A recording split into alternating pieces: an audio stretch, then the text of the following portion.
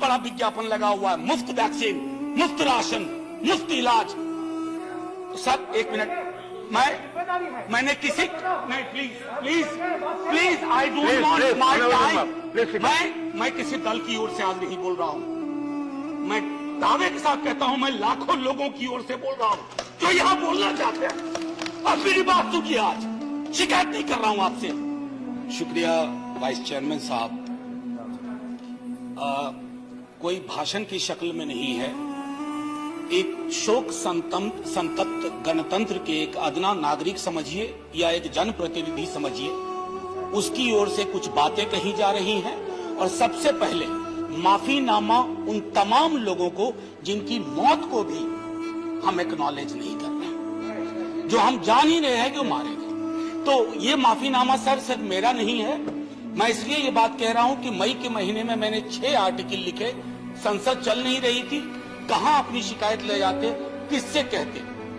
मुझे भाजपा के मित्रों ने, कई साथियों ने कॉल किया, बधाई दी, मैं उनका भी एहतराम करता हूं और कहता हूं कि ये भरोसा इस सदन का है कि हम सबको एक साझा माफीनामा उन लोगों के नाम भेजना चाहिए जिनकी लाशें गंगा में तैर रही थी। किसी ने कह दिया ये, किसी ने कह दिया वो। सर दूसरी चीज, मैंने कल सेक्रेटरी जनरल साहब से बात करने की कोशिश की, बाकी जगह किसी 2 सत्र के बीच में सर 50 लोगों की ऑबिचुअरी आज तक कभी नहीं हुई संसदीय इतिहास में। राजीव सातव की उम्र थी जाने की इस दुनिया से। रघुनाथ महापात्रा जब मिलते थे गले लगाते थे, बोलते थे जय जगन्नाथ। अचानक लोगों ने, ये पीड़ा व्यक्तिगत है, आंकड़ा मैं नहीं कहना चाहता हूं, मेरा आंकड़ा, तुम्हारा आंकड़ा, अपनी पीड़ा में आंकड़ा ढूंढिए। एक व्यक्ति नहीं है इस देश में, इस सदन में, सदन के बाहर, उस सदन में जो ये कहे कि उसने किसी जानने वाले को ना खोला। सर पीड़ा कह सकता हूं, ऑक्सीजन के लिए लोग फोन करते थे, हम अरेंज नहीं कर पाते थे। लोग समझते हैं सांसद है, ऑक्सीजन पहुंचा देगा। 100 फोन में पूरे दिन में शाम को बैठ के देखते थे, सक्सेस रेट 2, सक्सेस रेट 3। हमको कौन सा आंकड़ा कोई बताएगा साहब? हमको नहीं चाहिए, किसी आंकड़े की बात नहीं करनी है। हमें देखना है कि जो लोग गए वो जिंदा दस्तावेज छोड़ के गए हैं हमारे फेलियर का। मैं आपकी बात नहीं कर रहा हूं साहब, आप कहिएगा 70 साल में कुछ नहीं हुआ, मैं उसमें जाना ही नहीं चाहता। ये कलेक्टिव फेलियर है 47 से लेके अब तक की सारी सरकारों का। क्या बना दिया हमने? मुझे पता नहीं था कि अस्पताल और ऑक्सीजन का क्या रिश्ता होता है सर। ईमानदारी से कहता हूं, मैं मेडिकल बैकग्राउंड से नहीं आता हूं। सुबह से लोगों को दिखता था ऑक्सीजन ऑक्सीजन, रेमडेसिविर। मैं तो दवाइयों के नाम तक शुरू में सर प्रोनाउंसिएशन चेक किए कि कैसे उच्चारण करूंगा। ये हालत, और तब हम आंकड़ों की बात कर रहे हैं, तब हम ये बात कर रहे हैं थैंक यू फलाना साहब, चिलाना साहब। सर मैं यहां से निकलता हूं, बहुत बड़ा विज्ञापन लगा हुआ है, मुफ्त वैक्सीन, मुफ्त राशन, मुफ्त इलाज।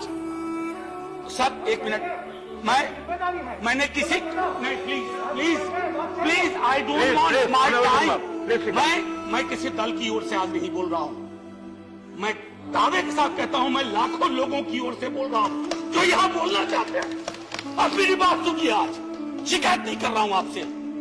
ये वेलफेयर स्टेट है ना, एक साबुन की टिकिया अगर कोई गरीब गांव में खरीद रहा है ना सर, तो अडानी अंबानी के बराबर का करदाता है। आप उसको कह रहे हो मुफ्त वैक्सीन, मुफ्त इलाज, मुफ्त राशन। नहीं साहब, कुछ मुफ्त नहीं है, उसका स्टेट है, इस वेलफेयर स्टेट का कमिटमेंट है। उसको आप डिनाइग्रेट मत करिए, डेमोनाइज मत करिए, उसे बौना मत बनाइए, ये आग्रह है मेरा। सर मैं इससे पहले की कुछ और बातें कहूं, मेरे पास अभी वक्त है। सर इस कोरोना को मैं भी मानता हूं, मेरे पूर्व के वक्ता कुछ कह रहे थे, ये चैलेंज है हमारे लिए सर। बहुत बड़ी बड़ी बातें नए नए कानून की हो रही है। राइट टू हेल्थ की बात क्यों नहीं करते हम लोग? राइट टू हेल्थ, स्वास्थ्य का अधिकार, उसमें कोई किंतु परंतु लेकिन परंतु नहीं, सीधे तौर पे स्वास्थ्य का अधिकार constitutionally guaranteed. Right to life के साथ लिंक करिए, किसी अस्पताल की मजाल नहीं होगी कि वो उस खिलवाड़ कर पाए उस राइट टू लाइफ का। करना नहीं चाहता। राइट टू वर्क, उस पर काम करिए। पॉपुलेशन को लेकर के बहुत बातें हो रही हैं साहब। डेमोग्राफी को डेमोग्राफर्स को छोड़ दीजिए, बड़ा संश्लिष्ट विज्ञान है, लेकिन ये हम कर सकते हैं इस सदन और उस सदन में। Right to life, right to work पर लेजिस्लेशन लाइए ताकि कोई आपदा आए। अभी तो हमारे लीडर ऑफ हाउस नहीं है, नए नए बने हैं। उनसे मैं कहता जब वो रेल मंत्री थे, हॉस्पिटैलिटी सेक्टर के लोगों को निकाल दिया गया। इसी कोरोना काल में मैंने लगातार आवाज उठाई, कोई सुनने वाला नहीं है सर, कोई नहीं सुन रहा। अगर आप सांसद की नहीं सुन रहे हैं तो जो छोटे अदना संविदा वाले नौकरी से निकाले गए उसकी कौन सुनेगा सर।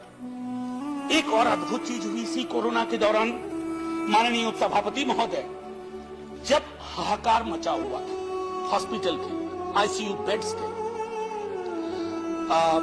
दवाइयों के, यह हाहाकार जब मचा हुआ था उस दौर में सर कई चीजें हुई, जिसमें से एक जो महत्वपूर्ण चीज मैं जिसका जिक्र करूंगा, उस हाहाकार में सरकारें, मैं सिर्फ केंद्र को नहीं कह रहा, कई राज्य सरकारें भी नदारद थी। वो 1.5 महीना कैसे बिताया है इस मुल्क ने। हमारे सदन के कोई लोग बड़े मुश्किल से बच के आए, हमें नाम नहीं, पूरे देश ने वो वक्त कैसे बिताया है, नाइटमेयर की तरह लगता है सर, डरावना लगता है। एक मेरा स्टूडेंट पढ़ा है, वह 37 साल का, हॉस्पिटल का बेड जब तक मैंने अरेंज किया वो दुनिया छोड़ के जा चुका था। मैं इसलिए बार बार इसको किए इसलिए ये कह रहा हूं कि इसमें व्यक्तिगत पीड़ा को ढूंढिए, तब हम इसका निदान ढूंढ पाएंगे।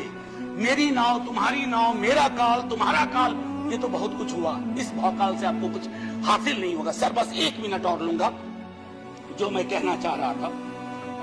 सर एक खत मैंने मृतात्माओं के नाम लिखा, कुछ कर नहीं पा रहा था, बेबसी में एक खत लिखा जो लोग इस दुनिया से चले गए। उसमें कुछ मैंने सलाह दी थी सर सरकार से, और ये जो उस बीच में कहा गया कि सरकारें फेल नहीं की, सिस्टम फेल कर रहे हैं। अरे साहब ये सिस्टम क्या है? बचपन से सुनते थे कि सिस्टम के पीछे व्यक्ति होता है, सिस्टम के पीछे एक संरचना होती है। अगर वो सिस्टम फेल किया है, चाहे दिल्ली में या किसी गांव की गलियों में, तो वहां की सरकारें फेल गई। सिस्टम का नाम इसे मत दीजिए, क्योंकि यही वो सिस्टम बनाते हैं। धन्यवाद। और आपके साथ बस आखिरी टिप्पणी करने दीजिए। प्रोफेसर धन्यवाद, आपको ज्यादा टाइम दे चुका मैंने। सर बस 10 सेकेंड लूंगा। आज जय हिंद बोलने में भी वो खुलूस नहीं आ रहा है जो आम दिनों में हुआ करता है। मैं सिर्फ इतना आपसे आपके माध्यम से कहना चाहता हूं, मैंने एक शिकायत नहीं की सर, किसी से नहीं। किससे शिकायत करेंगे? आहत हूं, जगाना चाहता हूं स्वयं को भी, आपको भी, क्योंकि अगर गंगा में तैरती लाशें, सर जिंदगी में डिग्निटी चाहिए, मौत में उससे बड़ी डिग्निटी चाहिए। हमने अनडिग्निफाइड डेथ को विटनेस किया है, और अगर हमने इसको दुरुस्त नहीं किया सर, आने वाली सदियां माफ नहीं करेगी। आप बड़े बड़े इश्तहार छपवाओ, अखबारों के 4 पन्ने रंग दो, फलाना थैंक यू सर, इतिहास को थैंक यू कहने का मौका मिलना चाहिए। धन्यवाद। जय हिंद सर। अगर मेरी बात से फिर भी किसी को कष्ट पहुंचाओ, मैं उन्हीं लाखों लोगों के धन्यवाद डेड बॉडी के बिहाफ पे आपसे माफी मांगता हूं। जय हिंद। धन्यवाद। Next speaker is Sanjay.